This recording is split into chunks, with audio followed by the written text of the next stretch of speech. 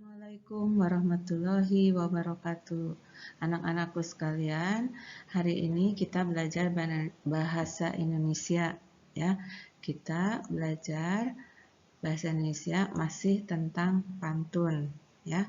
Coba bacalah pantun di bawah ini ya.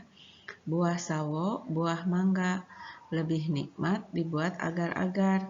Ayo kita berolahraga agar tubuh sehat dan bugar.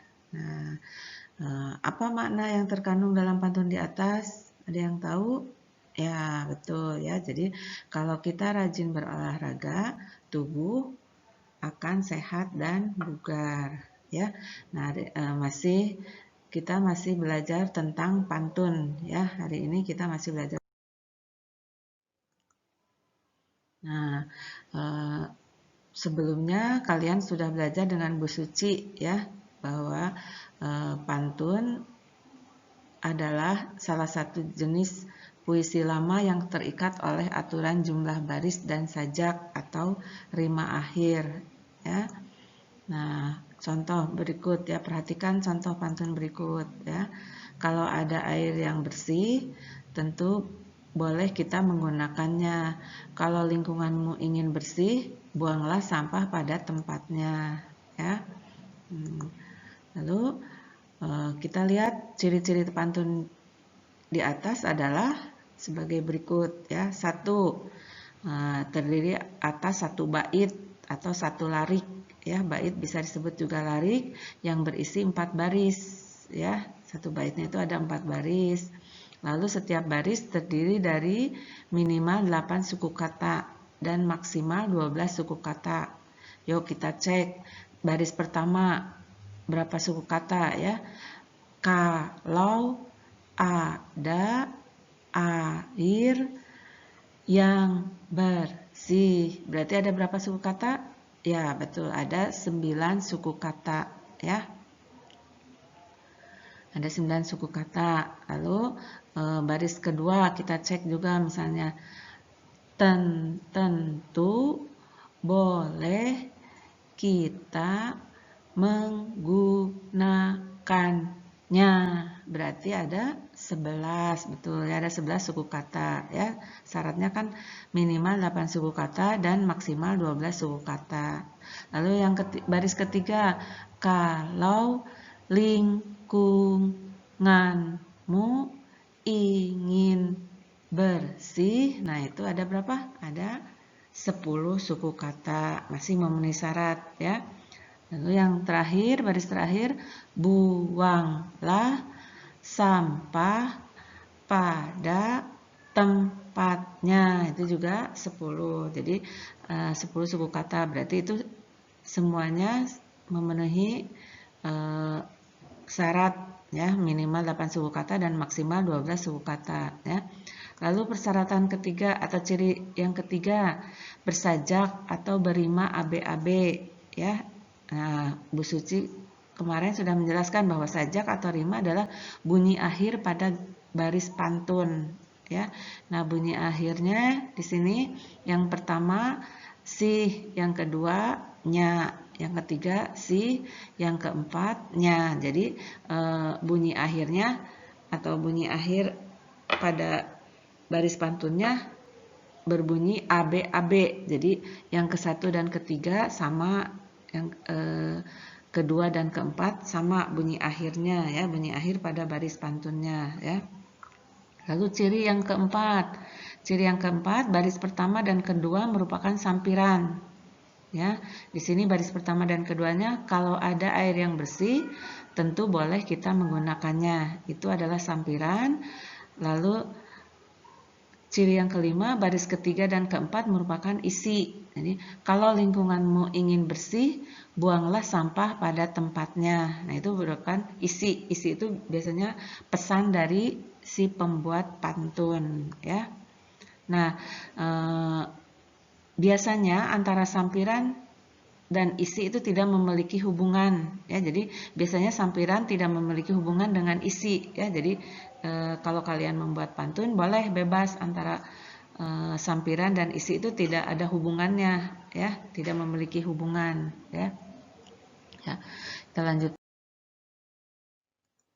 Nah, jenis pantun. Nah, waktu sama dengan Bu Suci, kalian telah ada dijelaskan bahwa jenis pantun itu ada berdasarkan usia, ada juga berdasarkan isinya. Nah, kalau berdasarkan usia ada pantun kanak-kanak, pantun muda, dan pantun tua. Ya, nah sekarang kalau jenis pantun berdasarkan isinya yaitu pantun nasihat. Ya, tentunya pantun nasihat ini berisi nasihat atau teguran. Contohnya, rusa lari ke padang datar, harimau datang untuk mengejar. Jika ingin tambah pintar, tentu kita harus belajar. Nah, itu nasihat bahwa kita harus belajar ya. Nah, pantun di atas memiliki sajak atau rima a a a a. Kenapa a a a a?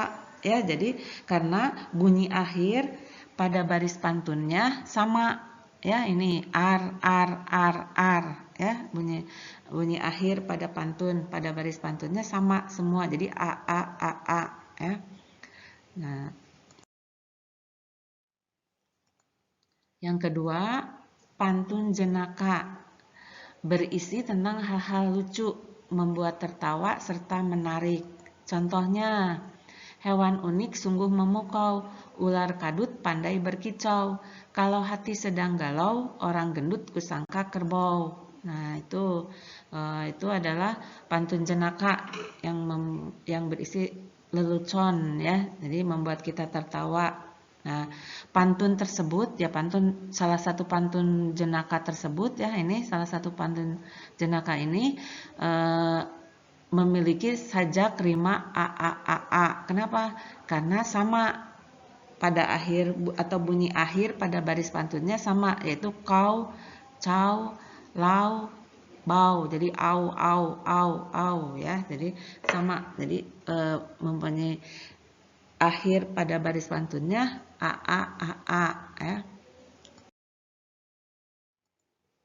Nah, yang ketiga, pantun kiasan berisi tentang kiasan atau perumpamaan atau peribahasa ya. Tujuannya adalah untuk menyampaikan suatu hal yang tersirat ya. Yang tersirat itu yang tersembunyi. Jadi tidak langsung menjelaskan pesannya, itu tidak langsung dijelaskan ya. Contohnya, air putih di atas meja, badan lelah, tidur pun lena. Usia hanya sekejap mata, jalani hidup penuh makna. Jadi maksud pantun di sini adalah, pesan di sini adalah secara tersembunyi ya. Jadi bahwa usia itu hanya sebentar ya. Jadi harus diisi dengan hal yang penuh makna ya, yang penuh yang bermakna ya, yang bermakna, yang berguna. Jadi jalani hidup dengan hal-hal yang berguna ya di sini ya. Lalu pantun di atas juga memiliki rima a karena sama ujungnya atau bunyi akhir pada baris pantunnya sama a ya. Ja, na, ta, na itu juga. Nah, selanjutnya pantun teka-teki, yaitu berisi pertanyaan atau teka-teki. Nah, pendengar atau pembaca diberi kesempatan untuk menjawab teka-teki di dalam pantun. Nah, contohnya, jalan-jalan ke kota Medan, jangan lupa membawa baju. Kakiku 4 tak punya badan, coba tebak siapakah aku. Nah, yaitu adalah teka-teki. Nah, pantun di atas bersajak atau berima AB. Kenapa AB? Karena ujung atau bunyi akhir pada baris pantunnya berbeda ya, A U ya. Jadi AB di sini ya. Nah, coba teka-teki ini ada yang bisa jawab? Apa jawabnya? Kakiku 4 tak punya badan. Coba tebak siapakah aku? Ya, ada yang bisa, itu adalah meja atau kursi ya, kakinya 4 tapi tak punya badan ya. Nah, setelah menyimak penjelasan tentang pantun, coba kerjakan soal-soal di bawah ini ya. Nah, ini nomor 1, perhatikan tarik atau baris pantun di bawah ini ya. Nah, itu lalu susun ya. Nah, baris pantun ini harus disusun ya menjadi pantun yang baik ya. Lalu nomor 2, mana yang merupakan bagian sampiran dan isi dari pantun di bawah ini ya. Nah, nanti kalian harus bisa mana bagian sampiran dan mana bagian isi. Nah, pertanyaan ketiga, lengkapilah pantun rumpang atau pantun yang tidak utuh di bawah ini. Nah, ini ada titik-titik, nah itu berarti rumpang, tidak utuh ya. Kamu harus mengisi. Berarti ini berisi apa? Ya, berisi sampiran ya, karena baris 1 dan 2. Nah, isinya sudah ada. Jadilah insan berhati mulia, baik hati, berbudi bahasa. Nah, kalian cari sampirannya apa ya, isi di baris 1 dan baris kedua. Lalu pertanyaan keempat, apa makna dari pantun di bawah ini? Nah, ini apa maknanya? Kalian harus tahu makna dari pantun ini, apa pesannya ya. Nah, nomor 5, pertanyaannya, buatlah sebuah pantun kanak-kanak.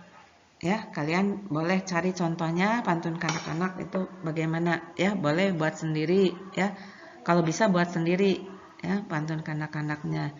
Nah, demikian soal atau LKS dari Ibu dan penjelasan tentang pantun.